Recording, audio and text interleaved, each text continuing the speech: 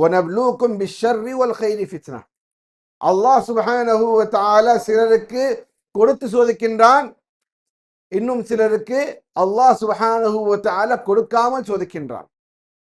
ஆகையால் சோதனைகள் மாறி மாறி வரும் பொழுது ஒரு முஃமினுக்கு தேவைப்படுகின்ற மிக முக்கியமான ஆயுதம் என்னவென்று சொன்னால் அஸ்ஸப்ர், பொறுமை கொள்வது.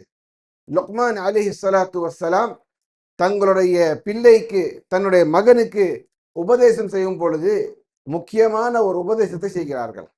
யா புனை, என்னுடைய அருமை மகனே, அகிமிஸ் ஸலாஹ், தொழுகையை நிலைநாட்டுவீராக. வஅ்முர் பில் மஅரூஃப், நன்மை ஏவீராக. வன்ஹ அனில் முன்கர், தீமையை தடுப்பாயாக. தொழுகை நிலைநாட்டுங்கள், நன்மை ஏவுங்கள், தீமையை தடுக்குங்கள்.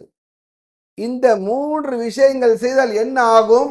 வஸ்பிர் அலா மா அஸாபக், உங்களுக்கு துன்பங்கள் வரும், உங்களுக்கு கஷ்டங்கள் வரும், உங்களுக்கு எதிர்ப்புகள் ஏறும், உங்களுக்கு மக்கள் உங்களுக்கு விரோதிகளாக தென்படுவார்கள், மக்கள் உங்களுக்கு எதிராக சூழ்ச்சி செய்வார்கள்.